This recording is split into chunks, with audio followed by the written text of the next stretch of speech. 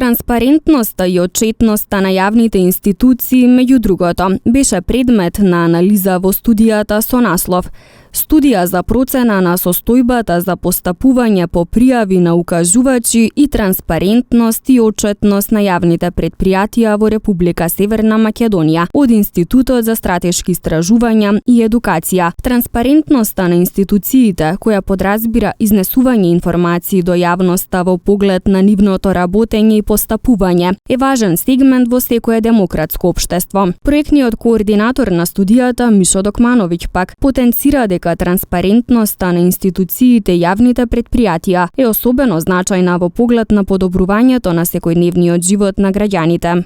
Тоа беше и главната цел на нашиот проект, бидејќи првата теза со кога почнавме да го развиваме проектот се темелеше на претпоставката дека граѓаните не се доволно запознати за овие прашања. И од тие причини ние посетивме повеќе региони во нашата земја, каде што со локалните телевизии токму разговаравме како и денеска за прашањата поврзани со транспарентноста, бидејќи тоа е еден сегмент од пошироката слика за нашето општество. Значи, доколку имаме транспарентни институции и предпријатија, ќе имаме помалку корупција, ќе имаме помалку можности за злоупотреба, ќе може да заштедиме повеќе пари, ќе можеме да ги инвестираме за повеќе различни нешта кои што не можеме сега да ги направиме. Тие причини транспарентноста во една поширока слика е многу важна за општеството, особено во нашите аспирации да се приклучиме кон демократскиот свет, пазарната економија и така натаму, така да тие причини тоа е доста битно. И преку нашиот проект токму сакаме и граѓаните да ги информираме дека транспарентноста на институциите, вклучително јавните предпријатија, особено значајна за подобрување на нивниот секојдневен живот. И тие причини преку повеќе алатки се трудиме да ги запознаеме за овие прашања. Според спроведените истражувања за студијата, заклучоците се дека генерално институциите и предпријатијата низ земјава немаат доволно капацитети за обезбедување ефикасна транспарентност. Заклучоците се горе-доле исти за сите региони. Главниот заклучок е дека јавните предпријатија немаат доволно капацитети за да обезбедат ефикасна транспарентност. Значи, тука тоа подразбира да имаат, да речеме, веб страница на која што редовно ќе ги објавуваат информациите, контакт. Голем дел од јавните предпријатија немаат определено лице кое што е овластено за постапување по представките. Голем дел од јавните предпријатија не доставуваат редовни извештаи до Државната комисија за спречување на корупцијата и тоа е исто така еден сериозен проблем и во голем дел од истражувањето можевме да видиме дека сето тоа се должи на непознавањето на важечките прописи од страна на јавните предпријатија и тоа е еден подолг процес. Ние корупцијата нема да може да елиминираме со еден потез, туку ни требаат повеќе помали чекори за да дојдеме до едно ниво каде што корупцијата ќе се пријавува и граѓаните ќе бидат заинтересирани и вработените за тоа. Од тие причини, значи, нашиот проект е само еден мал сегмент во сето тоа, меѓутоа мислиме дека една добра поидомна точка, меѓутоа се разбира во нашата студија може и конкретно се видат сите резултати до кои што дојдовме, така да ги охрабруваме јавните предпријатија да постапат по нашите представки во секој случај. Проведувањето на проектот се соочивме со низа на предизвици во поглед на транспарентноста на институциите. Она што е за нас беше предизвик, претпоставам за граѓаните ќе биде уште поголем предизвик, зашто сепак ние како организација имавме многу повеќе можности, но и ние се соочивме со одредени предизвици. Па така, иако постојат низа на законски прописи кои што обезбедуваат таа транспарентност на институциите, видовме дека институциите имаат, односно нашиот проект беше насочен кон јавните предпријатија од регионот, видовме дека тие имаат изговори како да избегнат таа транспарентност. Главната обврска која што поставува законот за слободен пристап до информација од јавен карактер во членот 10 за објавување на низа на документи, изговорот на локалните јавни предпријатија е дека тие се со ограничени ресурси и немаат интернет страница кај што ќе може да го споделат. Тоа најчесто тоа го прават на огласната талба, но сите вие знаете дека граѓаните нечесто си дозволуваат во јавното предпријатие да бараат нека информација на огласната талба, а она што ние го знаеме сите, денес сите тие дигитални технологии многу полесно би било за сите и ние како истражувачи, меѓутоа и граѓаните да дојдат информациите кога тие би се објавувале на оглас на веб страна, тоа е неспорна законска одредба, меѓутоа тоа беше предизвик да ги најдеме информациите во тој поглед.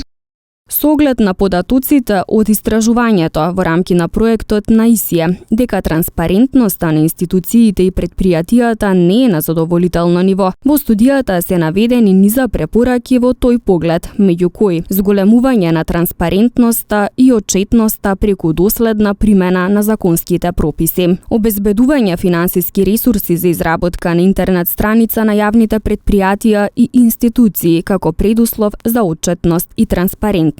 Задолжително објавување на конкурсите за избор на членови на управен одбор и на интернет страницата на предпријатијата. Задолжително објавување на биографиите на членовите на управниот одбор и на извештаите за работа на предпријатието на интернет страницата на предпријатието.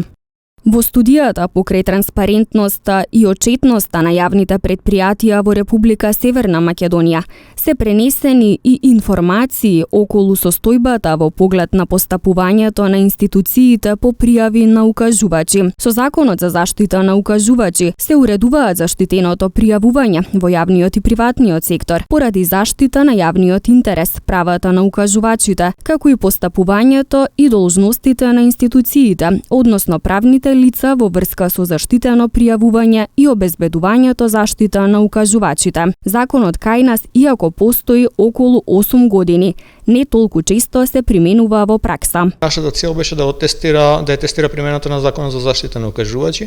Ние овој закон го имаме скоро 8 години како законски пропис, меѓутоа не само нашиот истражување, туку и низа на други истражувања потврдуваат дека овој закон не така често се применува во пракса и нашето истражување покажа дека ние анализиравме периодот 3 години 2020, 2021 и 2022 година и детектиравме дека само 3 јавни предпријатија од 44 имаат примено пријави од укажувачи. Како што рековте, важно е прво да знаеме дефиницијата на укажувач, да знаеме кој се може да се јави како пријавувач по основ на Закон за заштита на укажувачи.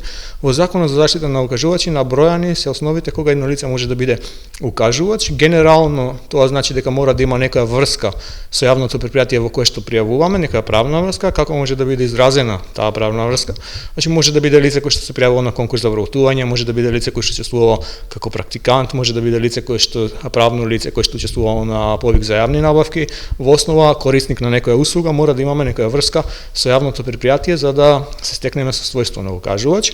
Во однос на процедурата, генерално она што го детектира нашето истражување како СОАБОС, законот предвидува дека во секое јавно предпријатие, односно и во секоја институција генерално треба да има овластено лице за прием на пријави од укажувачи, кон кого се адресираат овие пријави од укажувачите. Или ако нема овластено лице, тогаш го прави директорот на институцијата како раководно лице на институцијата, односно јавното предпријатие во нашиот контекст. Истражувањето покажало дека само 19 предпријатија од опфатени вкупно 44 имале овластени лица за прием на пријави од укажувачи. На прашањето зошто е таква состојбата, Спасевски вели дека овластеното лице мора да биде специјализирано за прием на пријави од укажувачи, како гарант за функционалноста на системот. Спасевски исто така објаснува како се одвива процесот на пријавување представки и што може да биде предмет на пријава. Она што ние го видовме е дека само 19 од 44 јавни предпријатија имаат овластено лице. Зошто тоа е слабо? Затоа што овластеното лице се специјализира токму за прием на пријави од укажувачи и тоа е еден од гарантите за функционалноста на системот. Значи уште првиот чекор, нашиот систем е ограничен зашто само 19 од 44 јавни предпријатија имаат назначено такво лице, кај другите пријавите ги прима по закон раководното лице, односно директорот. И сега, пријавувачот кога ја понесува пријавата, може да ја понесе пријавата усно, може да при што се составува записник или може да ја понесе пријавата писмено и оно што е важно, може да ја понесе пријавата анонимно. Доколку смета дека е загрозен, може да ја понесе пријавата анонимно. Што може да биде предмет на пријавување? Предмет на пријавување може да биде од кривично дело па до дисциплински прекршок на вработен во јавното предпријатие или неетичко однесување. Кога се понесува пријавата до овластеното лице ја проценува содржината на пријавата, дали се тие надлежни за постапување по тоа и има рок од 15 дена да преземе соодветни дејствија и во рок од 15 дена да го извести пријавувачот што констатирало, дали се надлежни, дали ќе постапуваат. Меѓутоа, како што кажав, ако имаме предмет на пријава кривично дело, тогаш овластеното лице нормално не може да постапува по кривично дело, туку пријавата е препраќа до Министерството за внатрешни работи или до јавното обвинителство. Ако предмет на пријавата е дисциплинска повреда на вработен во јавното предпријатие, тогаш овластеното лице ја препраќа пријавата до надлежното лице, односно дисциплинската комисија во јавното предпријатие, и тогаш тие постапуваат интерно. Во рок од 15 дена пријавувачот треба да биде известен за исходот од неговата пријава. Спасевски појаснува и како се постапува во случај кога пријавата од укажувачот е насочена кон раководното лице на институцијата или предпријатието. Тогаш по законот пријавата треба да се препрати по основ на заштитено надворешно пријавување. Значи имаме неколку основи кога ќе се искористи заштитено надворешно пријавување. Тогаш кога пријавувачот не е задоволен од одговорот на институцијата, односно јавното предпријатие од кое го пратил пријавата, или тогаш кога пријавата се внесува против раководното лице, и во таквите околности ако укажувачот смета дека раководното лице само против себе нема соодветно и совесно си постапи, тогаш го користи механизмот на заштитено надворешно пријавување, а тоа се неколку институции на ниво на држава кон кои што го упатува упатува пријавата, тоа е Министерството за внатрешни работи, јавното обвинителство, Државната комисија за спречување на корупција и Народниот правобранител. Значи по тие околности се испраќа до нив, и имаме на трета опција заштитено јавно пријавување, а тоа е ситуацијата кога укажувачот постапил и по првиот механизам и се обратил во рамките на јавното предпријатие, не е задоволен од одговорот, понатаму се по вториот механизам се обратил до некоја од овие 4 институции кои што ги набројавме, не е задоволен од нив, тогаш се обраќа до медиуми и тоа се нарекува заштитено јавно пријавување, каде што информациите за кои што тој располага ги доставува до медиумите и всушност бара помош на некој начин од пошироката јавност.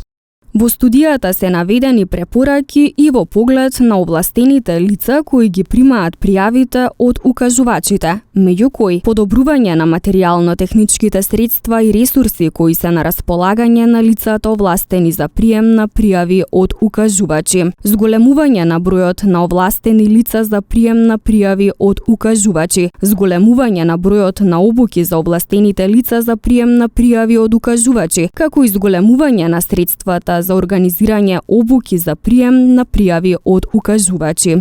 Студијата за процена на состојбите за постапување по пријави на укажувачи, транспарентност и отчетност на јавните предпријатија во Република Северна Македонија опфатила јавни предпријатија во 4 плански региони во земјава, меѓу кои Полошкиот плански регион. Собраните индикатори од истражувањето се однесуваат на 2020, 2021 и 2022 година.